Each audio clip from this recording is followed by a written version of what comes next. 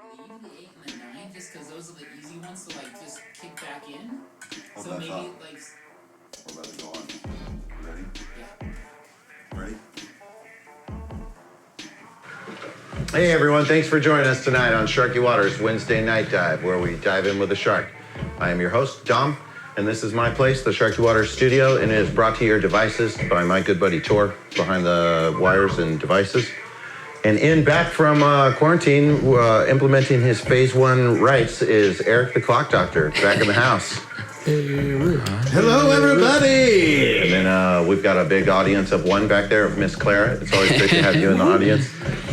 Before we get involved with our guests and everything, a little bit of housekeeping that we like to do is thank our sponsors that also help bring this show to you, and that is Harold Prine from Prine Custom Cues. He's got this custom carbon fiber cue that I shoot with called the Optimus Prine. It's a little bit longer extension because I'm a taller guy. There's different tapers and different lengths and different sizes that you can find on his website at prinecustomcues.com. Also Tipsy Tomato, our local dive bar where we like to go and play pool after the show whenever allowed, which we are not at the moment. So we have been partaking in their to-go menus that they've been diligently working on. They've turned all of their pool tables into, last week was enchiladas and this week is lasagna. So it's like a lasagna sweatshop over there. They're making food. I think that we've got ours on its way. There you go. Maybe. Pleasant ginger paste. I mean, I love their pizzas, but I'm stoked to. It's like some real like Fred home cooking going on over there. Yeah, absolutely. And then lastly, there's Clean Slate Pool Tables. That's yours truly. If you guys got any questions about things that can happen for your pool table repairs, needs, or moves, refurbishings, you can call the number on the wall and try to answer any questions for you that you may have. Today with us is Joey Reinhardt. Yeah. Yep. Hello.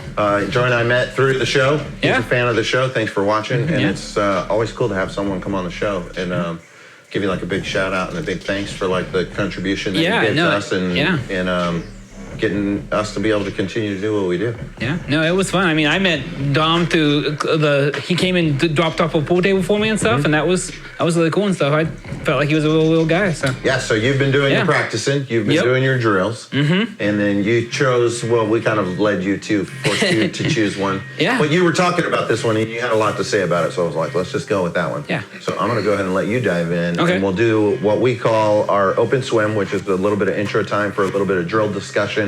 We don't get too serious into that stuff. There are a lot of websites and YouTube channels that you can check out to do your drills and to get practice. We're more about bridging the community and discussing what things we do have in common that may or may not be related to pool. But we're going to do the drill. The open swim is 30-minute window where Eric, back at his job to flip the timer. You want to do that? Yes, before the shark. Before the Sharknado drill.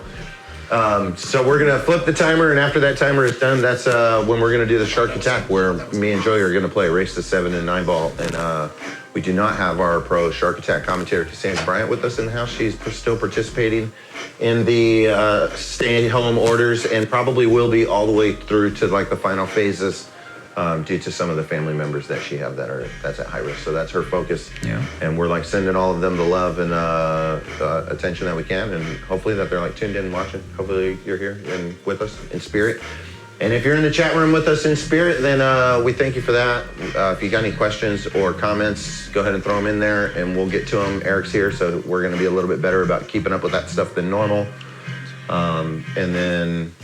Can I make a quick note as well, Dom? Yeah. I know I'm a co-producer and like resident technology person, but I also fancy myself a director of photography, a new role that I'm adding to my job title. Cool. And so everybody at home may be noticing some difference to the look of the camera. We're going for a more cinematic look. Cool. Moving forward. We want to experiment with our entire dynamic range of film. I've been watching a lot of YouTube videos. Can I get some tracers? Yeah. There you go. Yeah. Yeah. As I move around. Yeah. $1 million man or $6 million man. Yeah, totally. Joey, tell us about this drill we got. So you have just the balls kind of set up in a circle, and. Well, we're going to add in you can come off the whale and come back in? Well, let's start off with trying to stay inside. Okay, so the idea is just to kind of stay inside the circle. And so it really works to build in your soft draws and your stun shots. But that's about it. Of course, you're not allowed to touch any of the balls, and you just got to stay inside the circle. So, right before we went on air, I had to interrupt you because you were talking about it, and you were saying that you like to I think save the 8 and the 9, the side pocket shots. I want to say kind of that's like the easiest shots is to drop the 9 and bring it back, or just stun the 9 or the 8 in. So I want to say that maybe that might be the trick about this drill. Mm-hmm. I know I myself, I haven't completed this drill yet, so, but I just got my pool table on 8, so on Friday. So happy birthday! Thank you. Yeah. This guy had been engineering a birthday gift for himself for like weeks, and it was a pool table, and it was down to the point where it was like, I don't care how it turns out, I'm just gonna have a pool table on my birthday. And I was like, you sure are, man. That's the attitude. Yeah. And it worked out. And I think I got the best pool table I could have gotten. I'm happy with it. I'm happy with the way it worked out for sure. Cool. I know I told you when you were asking about tables and researching, and you were looking and finding the tables on Craigslist and whatever, that table that you found, it's a Gandy. Yeah. Okay. Yeah. And that Gandys were made in Marcone, Georgia. Mm-hmm. Okay. And their factory was right next to a Marcone River. And it flooded like 2 times consecutively in the same year, and wound up like decimating and flooding their factory, and it closed down. And it like eventually the like highest up decision makers of Gandy Corporation made the tough call of like shutting the doors down. And it was a business that was like in a good run to like come and give Brunswick a run for their money, with like commercial made tables. This table that we're playing on is of course the Brunswick Gold Crown, and it's like the flagship commercial pool table that Brunswick built. Gandy made a table, and the model's called the Big G, and it's like their version of that. Now you didn't get the Big G, but nonetheless, it's like a real popular company that had a real big rise in the manufacturing of pool, and then just kind of died. Yeah. And the lower management of that operation, they like still believed in the product, and they still believed in what was going on.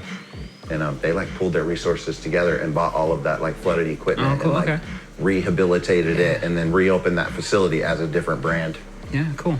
I know when you told me. Not sure what that brand is, but I think that they still operate today. I think they do. I think you're right, because when I heard it was a Gandy, I of course jumped into like one of like the pool. I think it was like one of the pool Facebook sites. Yeah, like the A to Z forum. And was like, hey, it's a great what do you guys think for information on tables. Yeah, so I was like, hey, what do you guys think about a Gandy? What do you guys know about and stuff? And I know there wasn't anybody on there that was saying anything bad about it. They were like, it's a great pool table. Yeah. It's solid. It's you'll love it.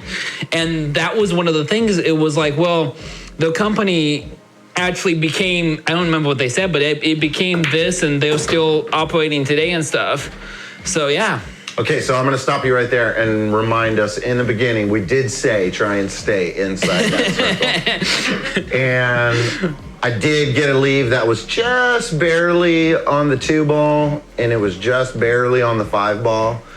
And I just couldn't get it to, I just know that I couldn't get it to hold, and so I shot it off the cushion and coming back. And I think that if I would have shot the 2 from where I was, I would have hit the 3 ball. And so I didn't want to do that, because that is one of the other rules. So I guess if you're going to break rules, only break 1.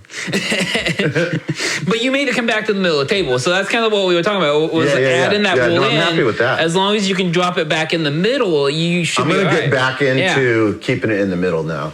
Maybe that can be like a side number that you can quantify, is like how many times did you have to go out to come back in, But at this point, like you said, you've never even executed this drill all the way through. That should be like goal number 1, is like get through it one way or another. Yeah. Jazzman here is saying that he does it with 15 balls in a circle on a 7-footer. Yeah. Okay, so now tell me about how you were saying when you first learned. Yeah, when I first learned it, it was 12. I think I saw it on I think it was Dragon Billiards or something like that. Then they had a 12-ball setup. And so that was how I first learned it. And I feel like maybe it would be easier to stay inside the circle with more balls almost, because you can't really get out of the circle without hitting a ball. Yeah. With 12 balls or with 15 balls even, because you don't have there's no space. You want to try it with that many? Sure. I mean, we can do it. Have you ever done it with 12? I was doing it at home with 12 balls. I haven't successfully completed it. But I have But that's what I was practicing at home with 12 balls. Is that 12? Yeah. That's, yeah. It's 11. Is that 11? Yeah. Okay. There we go. That was me just looking at it, not counting. It's easy to do that kind of stuff when you're live on camera in front of potentially tens of people. See, I feel like these are more, okay, so let's go. Yeah. We also have lots of interested folks in the one white sock and one tall black sock. Oh, Yeah, I was kind of wondering that myself. Yeah, this is because I've got a classic tall guy circulation issue in my right leg. Me myself, I'm 6'8", and See, now I feel like I scooted it's up. apparently what the doctors tell me. It's just like a long way for gravity to fight its way back from its blood flow from my ankle. Yeah. And so I've got some circulation issues, and the compression of this sock just keeps it all in order. It also looks I believe it. great. It's kind of a style. Remember when what's his name used to wear a thing on Yeah, one you're talking about Nos? Nas. Yeah. No, Nelly. Nelly. Yeah, Nelly. Nelly with the Band-Aid, and that being like a fashion statement. I wonder if there was like potentially like a birthmark or something that he was like ashamed of, you know? I was actually I was just having... thinking Interesting. potentially like a tattoo, unsightly tattoo or something. That was Right. like not unheard of in that era.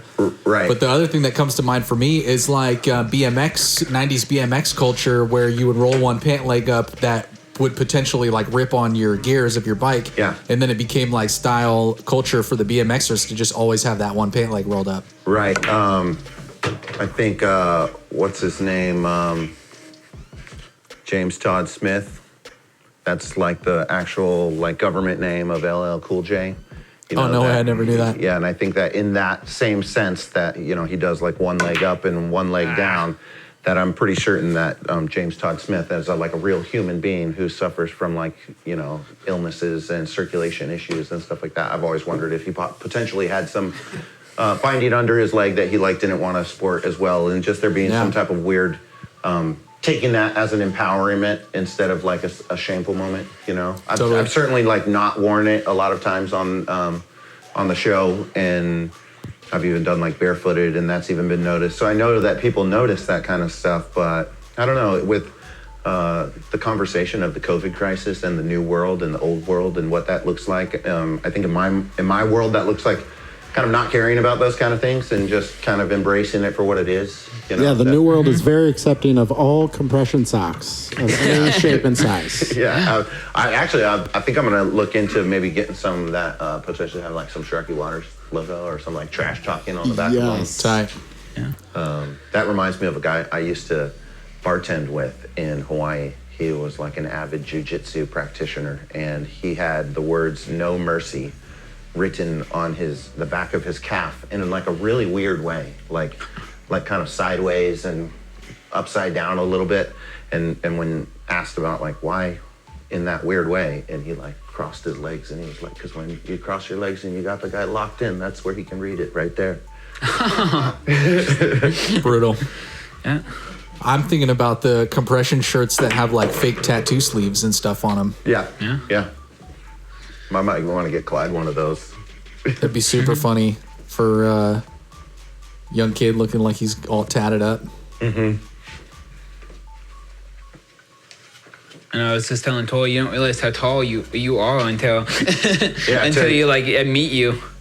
And you know, when I met you on Friday, I was like, yeah, he is actually pretty tall. Yeah, I've gotten that kind of stuff my whole life. Yeah. I don't know if you can see on the camera though, and I wasn't gonna say anything about it, but you can see I've got like a line on my face here, like a little cut. And I was helping someone move a pool table slate, and you know I can move them by myself, which for one is like kind of its own feat. Yeah. But the room doorway that I was moving it through was smaller than most doorways. Oh, okay, yeah. And in my mind's eye, like mustering the strength to carry the slate, I was moving, and I just wasn't paying attention to the height of the door, and the ceiling of the door hit my head and forced it into the slate. Oh. And so I double whammied myself. Yeah, I was like bam, bam, and I was like, it's like really stumbled around a bit. I've got a scar on the top of my head from a doorway. Eric's trying to show me something here in the corner of the camera This is here. a rack that you can use for this circle game. Oh, okay, Oh, cool. Yeah. Nice. That's pretty Let me cool. take a look at that. Yeah. Nice. Rack around. Is that what it says? Yeah. Rack around. Need to come up with Set that some one back up spicier when we names try it for again. Yeah. some of these things. A rack around is pretty good. Well, I was saying I've got a scar on the top of my head from when I was in high school, and I went and ran. I was late for class, and I like turned the corner, and I didn't hit my head on the ceiling of the door. I was just tall enough not to hit that, but I was turning the corner so fast and cut the turn so close to the edge that I hit the little like hydraulic metal system that like makes the doors open and close. You must be smaller. just like, because you've probably got me by like 4 inches by like 5. Like, Yeah, you're no small yeah, guy. like I'm like 6'2", and I don't know exactly how tall you are, but it's funny because I've had, like I'll open the top of my SUV, and if I don't watch myself, I'll cock my head on the top, on the very tip of the SUV and stuff, or like on the sides and stuff. And it's always funny. My wife's, she gets a crack out of it, but she opened the door to our garage and stuff, and she she opens it just tall enough for her, but then I'll try to walk through and I manage to smack my head because she's only like 5'4".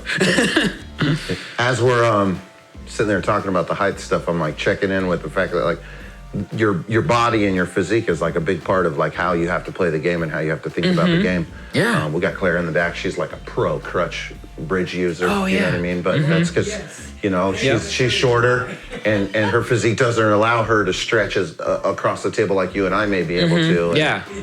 there's a lot of that mindset where I'm thinking about shots whenever I'm playing defenses on my opponents. I can put them in spots that I'm like, I'll two-way shot where, well, if I miss it, I'm going to leave me with like a pretty long stretch. But if I make it, if I miss it this way, then they're going to have like a hard shot. You can kind of think about that stuff where you want to leave it good for yourself and bad for them.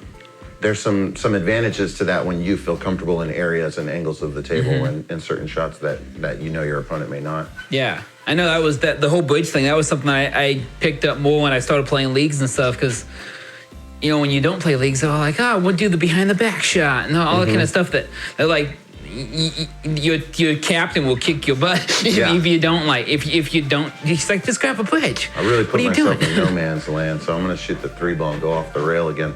But I think we mentioned before too, this is a good drill because often you gotta shoot over the balls. And so sometimes you gotta come in underneath it or above it, right on the like curve part of it. But getting your bridge hand comfortable at different elevations and angles, you can do a lot of drill practicing, and you always get like that drill. But but going back to like being a big guy and thinking, a lot of times I'll shoot over a ball, and then I'm like using my advantage to shoot over it, but I'm not minding the disadvantage that I've still got to get down low on my cube. So I shoot a lot of stuff up here where I think because we as taller guys have a longer distance to go down to get down, that whenever we start feeling tired and fatigued, you'll start seeing I don't go as low. Yep, I know. I always get watch told every episode, and by the end of the shark attack, I'll be like slacking on some of that stuff, and I'm just going to try and keep that in my mind throughout the rest of the show and see if it pays in the end when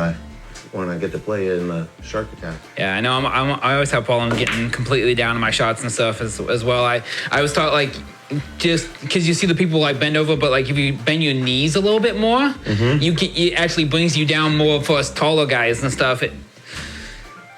Yeah, the knees is a hard one. I don't always bend my knees. Yeah. And so when I try to practice doing that, it feels awkward. And of course, we all know what it feels like to feel awkward when you're trying something new.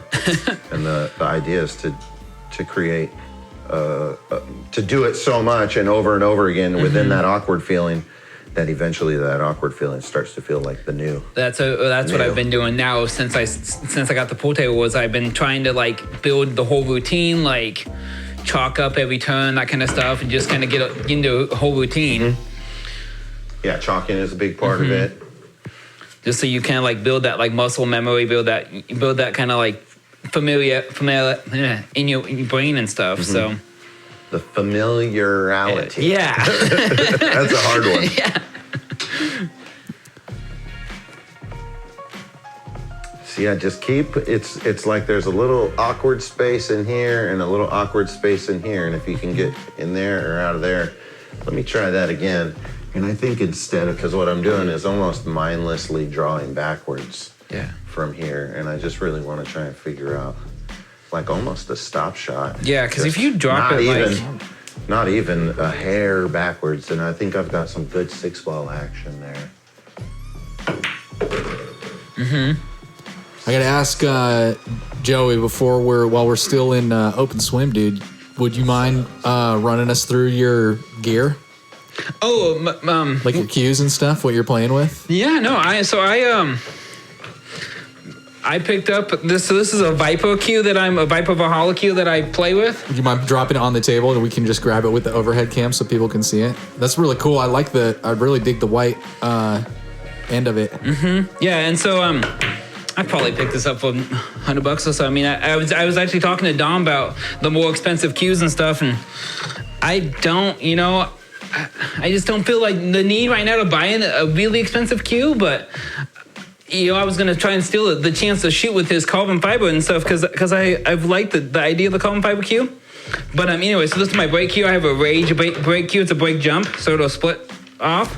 I haven't started getting used to jumping yet, but I figured it was something I could hopefully get into jumping soon. So yeah, I like the break jump combo of that. I could definitely see it being real useful having like a two-way piece of equipment in your arsenal. I'm pretty new to jumping too. I don't think actually I've gotten some like good lift and some better control, but I've only come like really close to nailing a hard jump shot one time, and I was off by like half an inch. He rattled one. Remember, he rattled one and left it as a duck in the pocket, and it was like a solid ball over ball, like not even partial. It was like jump. less than a ball of space between the cue ball and the ball I had to jump. Yeah, and then probably another 2.5, 3 feet to the object ball that he was targeting. So he was only one ball away from the obstruction ball, and probably 2.5 feet away from the object ball. And just nailed the stroke on it. And we both at the same time, we're like, oh, that's the one. I thought it dropped. Be the one. I thought it was good. And it just rattled, these classic pockets that, in all honesty, I'm playful shout out to Jay Bernberg. This table's coming your way. He hates these pockets. But it's funny how but part of the deal is like a refurb on the joint, right? Yeah. But still, at the end of the day, it's funny that he swung for the table itself, but it actually, when he plays it, he's like, oh, this table. Yeah, totally. So how do you work more jumps into your routine, into your practice routine and your playing and stuff? You just gotta do it, right? Stuff. Yeah, you just gotta do it. I mean, just practicing with it and stuff. I know I snagged a couple extra squares to protect my new felt. Totally. It's to lay down the jumps and stuff, but I don't know. I think I'm going to end up I don't know if I can get quite the bridge on it right now because I'm just not comfortable with it. So I know the guy who taught me or at least started teaching me how to jump, he does the whole, well, it's just completely up in the air. Like you don't even do a bridge, except, at least you don't touch the table, at least just. And so, yeah, those are tricky because I don't have necessarily the most stable bridge even on the table. Yeah. Nonetheless, holding it in the air, there's definitely some variance of how I'm holding it. Yeah, and floating bridges are hard technique. Yeah. But I don't know if I can get. I'm gonna have to practice on it because it was hard to actually get up high enough. And I don't know if it's even. My thumb's always been kind of weird. My hand is laid out weird. Want to give it a go? So yeah. Grab your jump cue. Jay Bernberg says he's ready now. Yeah, I bet he is ready. Jay, as you're watching, man, I love you to death, and I appreciate your patience yesterday.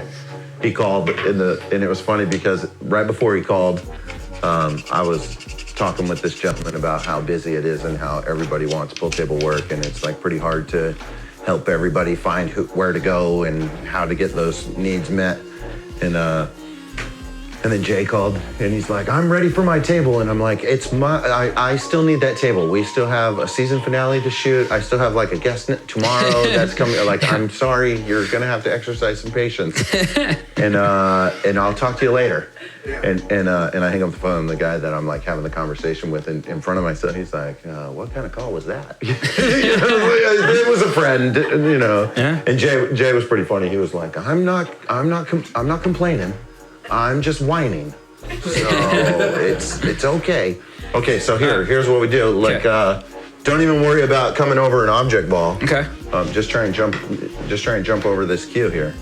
Okay. You know, see if you can get out of there in any one of these balls here. I'll put this like a little bit further out. See, it's easy off the top. And I think if you go down with your angle a little bit, think of it like a bank shot off of the slate. But it's I mean, you got to shoot it way hard to get it to bank off of that hard of a rubber. You know what I mean? And so the angle that you're going in at is the angle it's going to come out at. And so you're still like trying to come up like this. And as you lower down, let me explain to you. So you're kind of like go up high again. So you were like this, and you don't need to be that high up. So let's try and make it like that because you'll still clear the wood. Okay. At that point, and then see how this stripe here. If you imagine the color of the white and the stripe right here, that's like the spot that you want to hit the ball on, you know, right there. And you want to drive straight through it in order to slam off of the slate. And I always like to tell Tor, you just bam. Okay, now you did it, but you were like, bam. Yeah. It really was. It was like bam. And so I want to see you do it, but like bam. Okay. You know what I mean? Like that's really what you're missing out. Yeah. Bam. There you go. See? There you go. Now you got yourself a jump shot in the arsenal. Nice. Yeah. Cool. So now as you do that. Yeah. Now as you feel comfortable with hopping that, just hop them all. Now that you got that stroke. Okay. Now this one's a little bit different because you may have to bridge down there. Now you're back on the slate and not on the rail the way you were. Oh. See how that's a little bit different. Now keep all of and then remember you got to chalk every time on a jump shot. David back there shouting out from the crowd. He only knows that because he gets so out of line. He's got to jump so damn much. I've seen him jump. He's got a massive jump though. It's Well, they don't call it the David division for nothing. All right. I think I'm coming down too deep. Yep, you might. Yep, there you go. So there you go.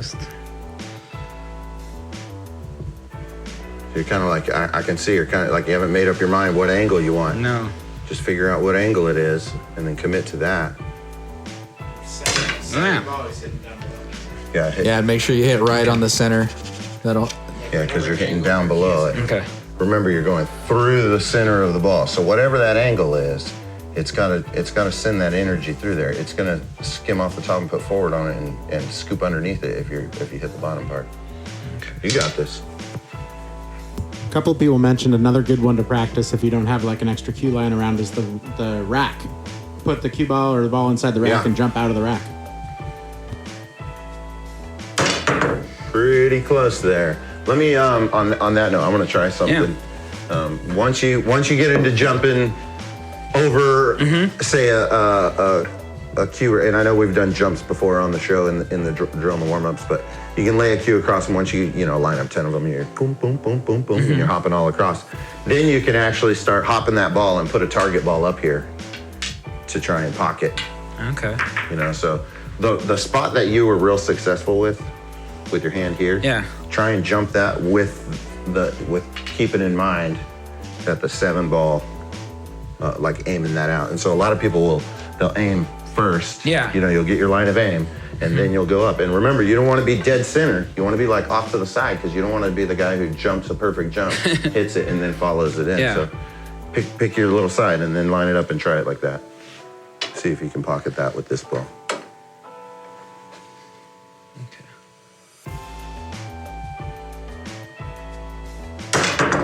Close.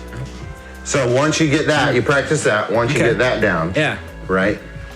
Then you can start doing the triangle stuff where you're putting the object ball out and you can jump out of it. You can start practicing and trying to jump out of it. I think that's what they're saying, the people in the thread, I think. Yeah. And then you can, A lot of people learn that way. once you get really good at that, you can jump your object ball onto a ball inside of the rack and then get that ball out of that. Okay. You can jump an object ball. Okay. One more thing I think they were talking about real quick. Sorry. Nope, you're good. If you start with the ball back here, to the corner, it's easier. Right? Oh, It's a yeah, lower yeah, yeah. one, and then the closer you get to it, the harder the shot is. Yeah. You start actually turning this so that you're like jumping out of that. Yeah. Okay. No, I understand. You know what I'm Let me go for a hard one right away. That's probably like that. That's a tough shot. You could put a brake pad under there, but we don't, we're changing the felt out. Yeah. Soon. What remind me, there was like someone that brought in a crazy jump cue. It was like at the beginning of this season, I'm pretty sure. And it was like all carbon fiber jump cue, and it was like really, really thin, like pencil thin. Do you That remember what I'm was talking James about? DeVee. Yeah, James. What was the Yeah. name of that cue? Because even I was like jumping some crazy shit. It was with like that. the Frogger or something. Yeah. Yeah, it was it was wild because he jumped like an inch away from a ball. He like jumped that Totally. with that thing. It was pretty wild. Yeah, man. That's the cue. That's the jump cue right there. Yeah, right. So I'm gonna try. So one time, a little local story for our area is it had come out like a wives' tale that Eddie Mattia had jumped the 8-ball over the 9-ball into the side pocket to win the tournament at Frankie's down in Olympia. It's like a Sunday tournament on small little bar boxes, and same old guys always win that thing, And in the community, when something like that goes down, it just goes down like legend, and you hear about it. And then there's also the element of like not everybody is a good friend with Eddie Mattia, and so it gets kind of like elaborated and so at one point it was going around the town for a little while before I finally ran into Eddie, and he and I were outside, and I was like, Eddie, rumor on the circuit is that you jumped the 8-ball over the 9-ball into the side pocket to win the tournament at Frankie's. And he's like, yeah, you know that shot? And I was like, no, I don't know that shot. And he was like, well, you got to start with, and he was like, well, you know how to jump the ball. You jump real well. And I was like, well, yeah, and he's like, well, you got to jump, you got to start with jumping your object ball onto, jumping onto your object ball so that you're hitting it as if your cue ball is the cue of your jump shot. Mm-hmm. And I was like, okay, I follow all of that. And he was like, well, you start by putting that ball in a triangle and try and get it to hop out of the triangle. Kind of in the same way, like step one is put it in the triangle and see if you can hop it out of the triangle. And then once you can hop it out of the triangle, then you try and hop it out of the triangle into a pocket. And then once you get good at that, now you're able to aim that jump, And then there are people who, I'm like straight on right now, but you could jump this way and go in. You were saying then there's a shot, David, you've probably seen this shot where the balls are like this and the person will jump from here and land on the ball like that and send this ball into there. Just clearing like right over that stuff. So it's like real precise jumping that can happen out there. I'm gonna try it not too many times, but see if I can do it. Jay's mentioned Mike Massey. Mike Massey's a great jump shooter. There's There's a guy named, I want to say Damien somebody. He's like known as the jump master. And he's got like some videos of him in some like competitive tournament play where he's like 3 or 4 jump shots in a row. Just like really still pulling it off. I think Mike Massey's still playing too. Tor. Mike Massey is the guy who shot that shot with the dog. Tor sent me the. Yes. That guy was so dry in that video. It was like a really like vintage video of him doing trick shots.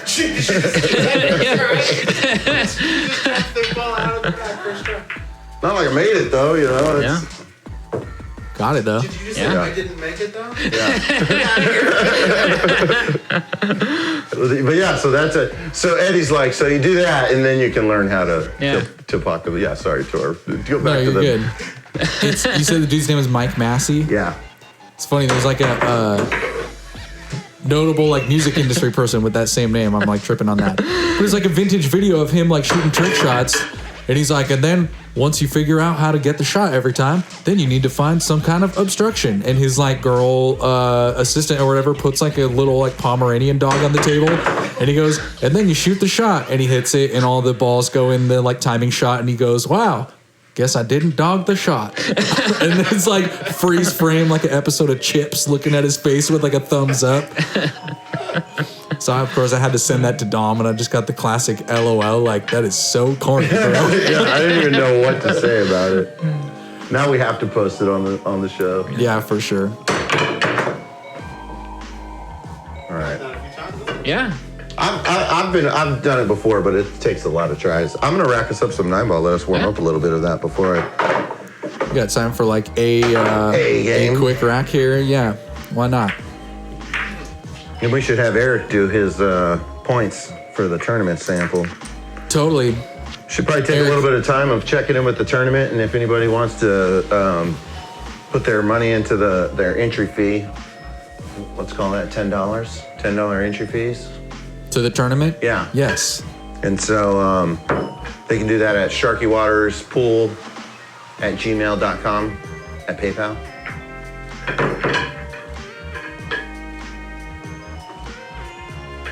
Of course, all of that stuff will be like done on the Zoom call. Tor and I are planning on commentating your matches as you score points to try and advance through a bracket to win the money.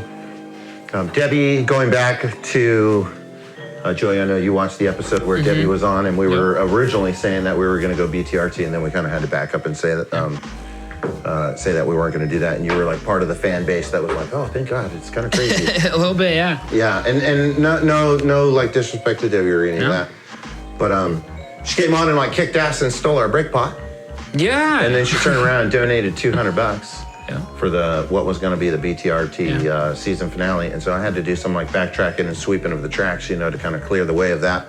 And worked out a deal that Tor and I would go give her some lunch and give her some of that money Oh, back. there you go, yeah. Give her the money back. I tried to offer her Yeah. like the whole money back, and she's like, and you get all the break pot money. And she was like, no, I still want to give $100 to the finale. And so there's $100 in there Nice. from Debbie from Behind the Rock. And then there's $40 from a bet that Fred and I had that we wagered that I would beat her at Behind the Rock, which in hindsight was like a foolish bet. But so it's like $140 added in on there already. Clean Slate Pool Tails will probably put a little bit more money in there too, and we'll probably scavenger up. I think, David, are we going to do a pool cue raffle? Can we do a pool cue raffle? Possibly. We may do a pool cue raffle. I think I can probably just come up with a pool cue. We've got quite a few too. But that'll be something that you guys can check in and tune in on next week on that Wednesday. But if you guys want to participate in that, it'll be $10, and then we'll be starting probably at 7, maybe a little bit sooner, depending on how many people sign up. Go ahead, you break them up. Let's see Dom, that. does Dr. Popper ring a bell as the name of that jump cue? Dr. Popper? Yeah. I don't think that was it. I hope not. That just makes me think of that pimple It might have pop-up. had like Ooh, that's gnarly. might have been like the lizard or something like that too. I think it had a Choco lizard logo on it. Here you The go. choco. I was gonna. Coming in hot. Yeah, he caught it though, catching him on his feet, but he was ready. Joe, what's up with the shirt? Where'd that come from? So actually, my wife made this shirt for me. Nice. Yeah, it was one of the Hudsons that she sells and stuff, and she put the when I went to regionals, she made the shirt for me like the day before. Nice. Well, let's give a shout out to her work and all of that stuff. It's out at Garage Plus, Perky Boutique. Yep, Perky Owl Boutique. Perky Owl Boutique. Anybody who wants, what are we talking? Leggings, clothing attire, Leggings, dresses, shirts. You had a pretty cool shirts. shirt on the other day that you were saying was like from the mail Yeah. lineup. It just had a bunch of text that looked like almost newspaper style text. Yeah, like it was like a typewriter shirt kind of thing. Yeah, but it was just like errors. Yeah, over it and was a over again. It whole was bunch of stuff. Yeah, it was a pretty cool shirt. You guys can check that stuff out. And a big hello to her because I'm sure she's probably watching you. Wanted to give a quick shout out, Dom, too, if I can, just to answer a question in the chat. People are wondering if they don't use PayPal or whatever. We're really open. PayPal is our preferred one, but we're really flexible. So if you want to send us a direct message with your preferred way to pay, we can work with damn near whatever you got. We can figure out amongst us in the crew who's got a Venmo or a Cash App or whatever you're comfortable with. So just let us know what you need, and we'll take care of the rest. 0.25 Litecoin. Totally. All cryptocurrency is definitely accepted. Yeah. Neo coins. If anyone out there remembers Neopets, I don't remember what else. Yes. Neo. I know all that. I remember those. Yeah, it was like an online like MySpace era That's my Tamagotchi type nerdness thing. jumping out Is right that there. any relation to the actual Neo coin that is a prevalent cryptocurrency No, I don't think so. coin? That'd I be don't really think so funny if either. it was though. And not to get too into, again, like we do drills and we talk about things, but this is not legal advice on any terms. But there is a cryptocurrency coin called Neo that if you own that coin through the duration of you owning that, it will replicate another coin for you called Dash, and Dash is also worth money. So it's like a weird little investment opportunity there, but you guys can check all that stuff out. I remember a friend of mine telling me, this was like several years ago, about how he is the first like week that they offered that coin split or whatever, he and his buddies all withdrew everything and put it all into that, and they got so much Dash coin that they collectively became millionaires. The 5 of them that had their joint account got up to $1 million, and they like cashed out. Yeah, and then they put it all back in Bitcoin, and then they like doubled or tripled or whatever. I haven't talked to him since then, but it's like crazy how trading goes. because they're in that gone stuff, traveling man. the world on all their Bitcoin riches. Totally, like You know? that's a whole other conversation for another day, crypto trading or whatever. But that stuff's just super interesting how that all works. Yeah, in hindsight of like all the stuff that's going on with COVID crisis and quantitative easing and the economic structure of our like global economy and all of that stuff, it's like super fascinating to keep your finger on the pulse of all of that stuff. If not at all, just be like flying by the seat of your pants, like investing into all of the opportunities that are coming up and arising out of Totally. the weird changes in the world. Dude, we damn near had Trump coin not too long ago. You know what I'm saying? One of the first bills that got sent back for some of the pandemic relief things included a U.S. cryptocurrency. Yeah, and they were going to shut down all of the post offices and turn them into essentially like centralized crypto banks where you could go and get your debit card to get your like balance of coins and to go shop them. Like pretty weird stuff, like really on the edge of that stuff, like nearly happened, you know. And then they're also like the Senate is also pushing through for anybody. We do have like a white flag on the logo of the Sharky Waters because we are still trying to like stand in solidarity of people who are having trouble financially through these times. I like still am one of the people who have not received my stimulus benefits through because I just do like the old school like mail me the check style. And so for that demographic of people, we'll like find out about, you know, how long that looks whenever I get mine for those people. But me being like a representative of that camp, there's a lot of people out there like still hurting and still you know, trying to make it by. And so like little love to those people. Totally. Not to make light of your situation, but it makes me wonder if the other Dom McHenry at gmail.com like got your check by mistake. He's sitting with two checks. So, yeah, totally. Well, you know, it's interesting. My brother-in-law, he didn't get his, and he found out actually that he's 21, and I guess his mom claimed him on her taxes this last year. Yeah. And so his mom got the 500 or whatever it was, and so he never got his. Yeah, Because there's a lot of weird stuff that's happening like that, and so part of one of the reasons in the bills that they were writing and trying to engineer broad stroke solutions to multiple problems in one broad stroke problem solution, if that makes sense. Totally. That the dying of the postal service, you know, and I'm like constantly on edge, and I'll even take this as a time to segue over to like Jazzman, who's on there. I spoke with him a little bit earlier today, as well as some of our other fans, just confirming their addresses because I'm going to send them out the stickers for the people who find the shark on the wall and all of that stuff. That every day that I like think about that stuff and in my mind, I'm like, ooh, I got to mail the shark stickers, or I got to mail something. I'm like, ooh, I hope the mail system is still up and running, you know, and I even like point at, you know, wave to my mailman who's like right outside the window sometimes. Just come and give them a shout out, like, because they're on edge, man. They don't know if their job's going to be around tomorrow. Totally. If that vote would have gone one way or the other, it could have closed down the postal service because it's not generating a profit. But yeah, I give a heartfelt thank you every day to the post person coming through. Yeah, but the postal service system, what it does have, even though it's not profitable in the way we're using it right now, is that it has a huge amount of assets of literally like a building on every street corner, you know, every other corner of the city, from you know, Purple Mountain Majesties to Amber Waves of Grain. They're like all over the place, and they don't know what to do with those if we're not going to use them as postal services. Going back to like the banking and having people not have their checks come in, in the bill, they like accounted for roughly $13 billion of like underbanked or unbanked Americans. And so that's people who like don't have bank accounts and can't cash those checks whenever it comes to them, that those monies will be floating up there and being available to be scandaled and swindled and taken by people who are available to make that, you know, transaction into their pocket. And so it's a weird time that we're in with all the things happening. Yep. Of course, it's like always more than we can dive into in one open swim. Yeah. On that note, can we say next pocket wins and get Eric up here for the test run of the tournament? Did Eric just disappear? Is that what you said, Dave? All right, Dave, you're up. He who smelt it must, I was going to say dealt it, but shoots it? Yeah. That one didn't land. I'm sure Eric will be out by the time our break is over. All right. And then I'm going to give that one to him, seeing how I pocketed the ball, and made the cue ball. Fair enough. All right, well, we're going to take our quick break, and we're going to get everything up here for our crew match, which, again, is going to be another quick run-through of the rules of our season finale tournament coming up very soon. So make sure you come back and after the break and stay tuned. We'll run you through the rules, all that and more when we return on Sharky Waters, The Night Dive.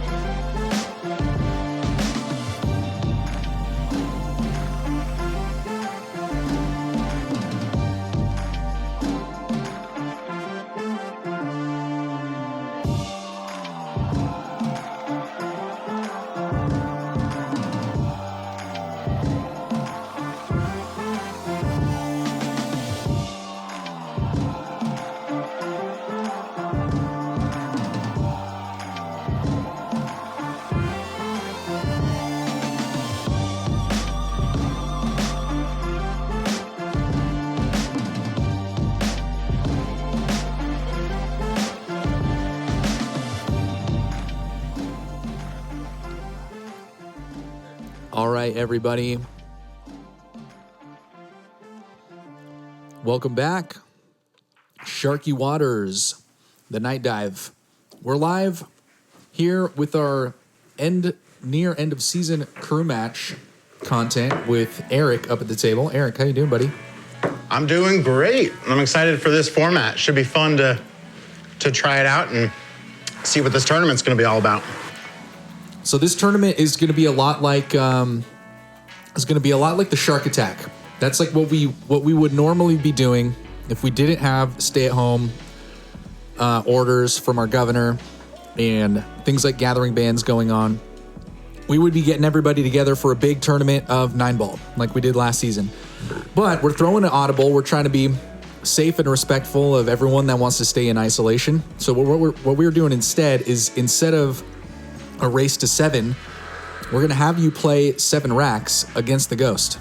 And what that means, tonight we're just going to do 3, just as an example. But in the actual tournament, people will be playing 7 racks. And when you're playing the Ghost, you got to imagine you're playing the best damn pool player you've ever played against. And if you give them any shot at the table, they're going to run it out. So if you miss, you're done for. If you scratch, you're done for. Okay. But if you run out a lot of the balls, you get the amount of points of how many balls go down. And if you run out all 9, you get a bonus 5 points. So, and that includes a carom or a combo of the 9. Okay. So if you get all the balls in, that's 14 points. If you get 5 of the balls in, it's just 5. All right. Yeah, this is exciting. I like this. But if you get 5 balls in and then combo the 9, you still get 14. That's correct.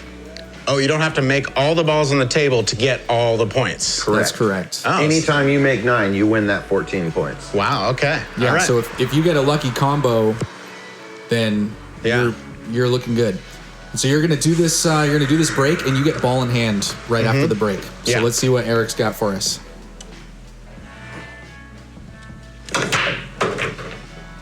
Nice. Gets one to go. The 3's right by the side. The 2's a little bit up against the rail, but with ball in hand, you can imagine that he's gonna have a pretty decent opportunity to make something happen here. Surveying the situation. Eric, what are you thinking about after this break here?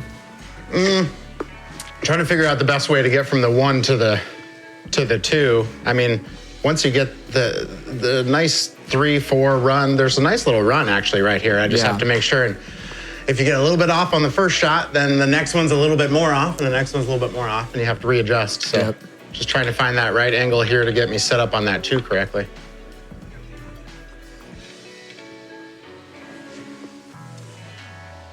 Going for the 1 in the corner. Nice shot. Nice, got around it. That 4 took a little bit of the steam off of there, but that works just fine. I'm just going to sweat Eric a little bit here and remind people about this is going to be a handicap tournament. Nice shot, Eric. That we are going to be spotting points depending on the division, and we're pretty much taking an honesty policy behind that stuff. We're going to trust that people know what their skill speed is through APA, through TAP, through any leagues that they're in, or Fargo. But the bottom level is going to be the tour division. And then right above that is the Eric Cassandra division. Of course, you have to say those at the exact same time. Yeah, ideally, if you had 2 people and you go Cassandra and I'll go Eric, it's the 1, 2, 3 Eric division. Yeah. See what I'm saying? Yeah. Because I mean, this is like our running joke, but all of the data points to an exact 50-50 tie between Eric and Cassandra on all withstanding crew matches to this date. Though depending on who you ask, that data may be different. And of course, if you want to do your own research and go back on YouTube and watch all of the prior videos, that we have crew matches where they play each other and other cameos of other people on the crew, you can calculate how many there are. But seeing how our statistician is absent in the COVID crisis, we are just holding that at a 50-50. Well, this is tough here. Found myself in a tricky spot. Definitely. Definitely tricky. Above the Eric Cassandra division is the Dom division. Yeah, I pride myself in being like the measuring stick. I know a lot of people don't watch all the way through the show. I know that it's like pretty much standard Facebook forum for people to just check in for a little bit. And then if anything, they're curious to see how the guy played or how the girl played against us in the shark attack. And so a lot of nice shot. There you go. There you go. That'll be good. Thank you. That'll be yeah, good. no, I know. You still get Got lucky there. You get a lot of people who just kind of fast forward and they're looking at the scores. You know, you do the highlights on the scoreboard on the graphics, and so you can just kind of fast forward and see I'm losing, 0 to whatever, or I'm winning, 3 to whatever. And so I kind of am like that middle gauge measuring stick. That if somebody's beating the pants off of me, they're probably a pretty darn good pool player, and if I'm barely beating them, they're probably pretty average. And if I'm beating the pants off of them, they're probably in that tour division. And so. Like I said, I kind of pride myself in being the measuring stick, and I think that helps allow us to keep the content and the playability pretty solid around here because we get a wide spectrum of players and interesting people. You can see Eric's getting a little wall shark back there. It's a tough I have on this table. about 5 inches to work with on the stroke here. Let's see the 4-inch punch. There it is. Nice shot. Nice. Come on. That was a beautiful shot. Thank you. Yeah, that was like the Bruce Lee fingertip. The 4-inch punch. I know. Yeah. I felt like I gave you just the right amount of advice right there at the very end.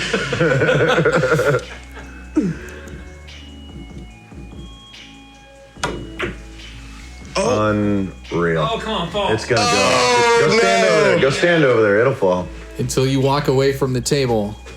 Whoops. Oh, man, I got nothing. Got All it. right, so so that's you- an 8. You got 8 points on that first rack. That's a great turn. Yeah, I'll take that. That felt good. Haven't played pool in a while. I wonder if Cassandra will have something to say about that. She's probably texting right now. She's like, he touched the 5 ball. It doesn't count. No, that's a great run, Eric. And something that you said has really resonated with me that you said it, and it's been very at the forefront of my mind when I've been a part of the team that's been playing like 10 plus of these games to average all of our scores so that we can figure out what the handicap needs to be.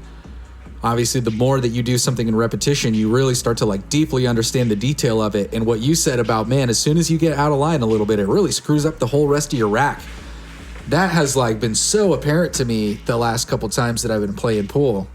And it's like not a lot of room for error. And it kind of puts a lot of pressure. You like can't mess up really, especially against the ghost. Yeah, it's a small table. It's not a lot of room on here, right? And not a lot of room to work with. And it's a game of inches, like they say in golf. I always bring everything back to golf, don't I? Gosh. Yeah. I'd like to hear what Christopher Walken has to say about that. All right, rack number 2.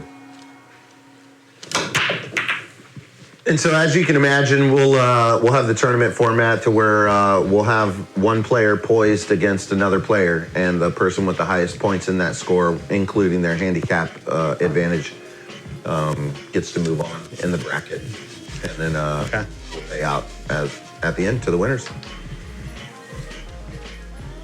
And then above me in the bracket division is the Lash division. Of course, that's like the bracket just above mediocre speed, I suppose. Because if you're not first, you're Lash.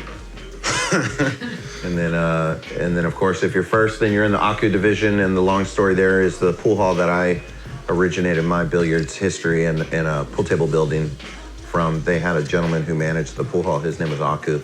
And the Aku division is kind of his name. It's the name of the fish in the small fish eats the bigger fish scale. That in that scale, no matter where you are on it, the biggest one is called the Aku fish.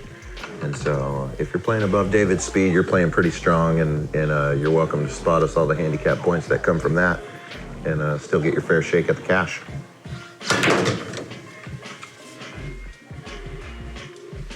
It's not where I would have put it, but it's not a bad spot. I was trying to go more off this rail so it would come back to this side, but I got bamboozled. Happens to the best of us. Pretty good though, wrong with Maybe I can just try to make the 4 even if I miss the 3. That's a good idea. You know what I really like about the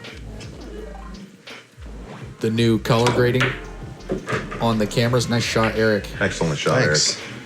Is This guy's really fighting for the Eric Cassandra division right now. yeah, totally.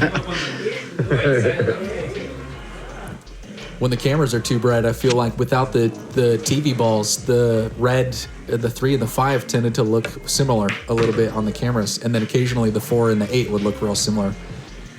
You got that cleaned up now, real good now, it looks like. Yeah. Yeah, shout out to the University of YouTube teaching me all of the video tricks. Okay. All right, so you got 8 from your first rack, plus 4. 4 more. Okay. So that's a total of 12, and then that will put you with 1 more rack remaining. 1 rack remaining. You'll have to go back in the past 2 weeks and check out David's crew match performances to see how you fared against him, but I think you're doing pretty good. I watched. Yeah. I was there. I was in. With us as a cyborg. Yeah. Also semi-distracted because I'm home.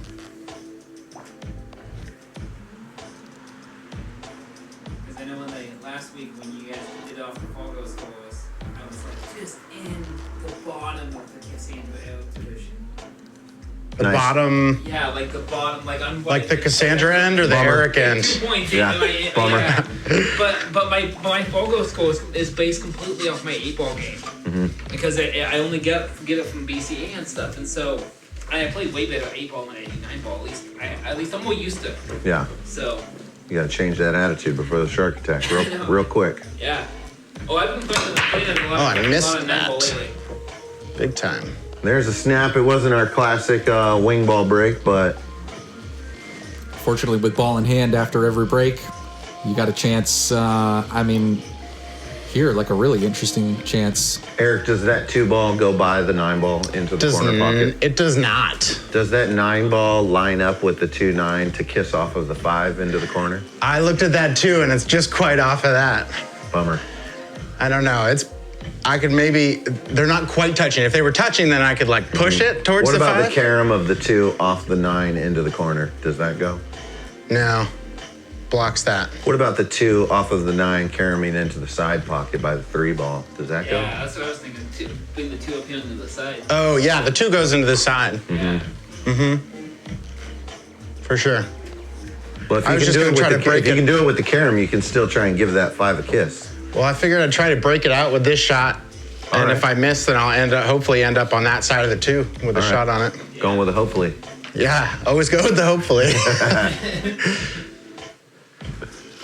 I feel like we did a good job dissecting your options on that, though. I mean, there might be some other stuff that some higher rated players might be seeing in the Aka division or the Lash division, but What if you were to jump off of the 1, landing on top of the 2, and then bouncing on top of the 2, and then look at landing this. on the 9? what's he got going on? Oh, it pulled me right around to the other side of it. Yeah. And I think the 8-ball blocks the bank. Oh, does it? Mm-hmm. Can you go 2 off the 6 now? I could go or 2-6. Or I could kick and try to just hit the shit out of this and see what happens. Send the 9 with the moving, 9 yeah. and the 2 moving. Yeah.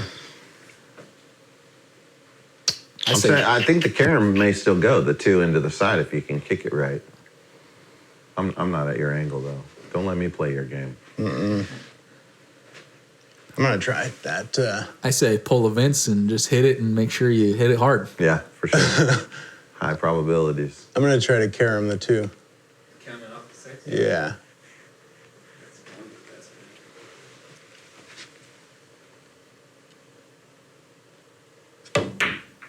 Ooh. Well, I did carom it off the 6. Yeah, you sure did. It great. All right, so I got 1 more. Yeah. So that's No, that was your 3rd.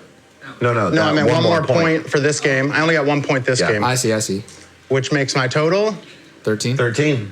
boom. That's a lucky number.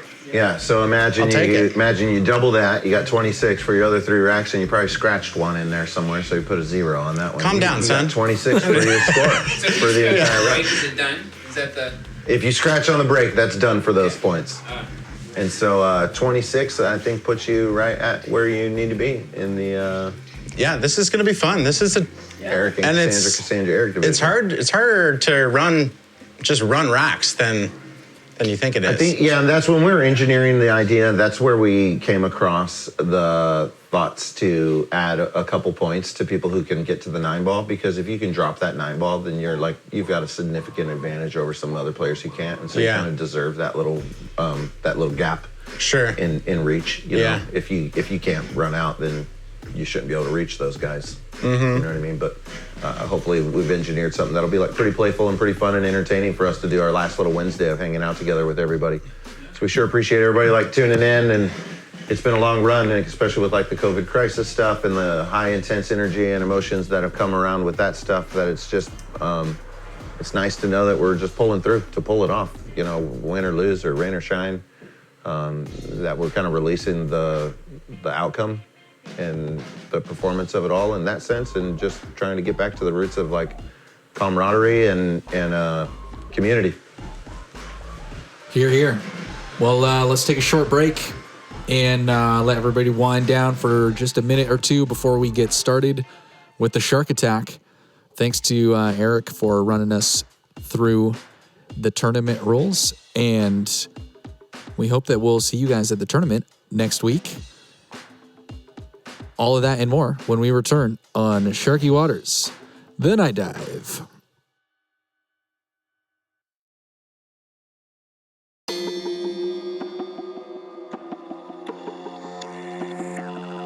We would like you to participate and tell us about your experience. Having this information will help us serve you better and will help you as soon as we possibly can. If you would like to participate, we will assist you shortly.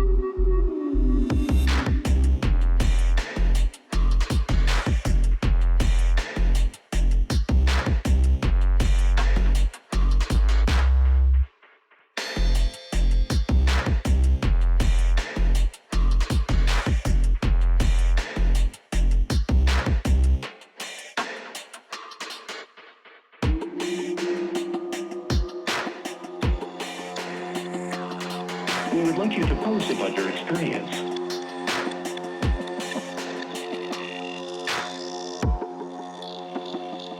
If you would like to participate, we will assist you shortly.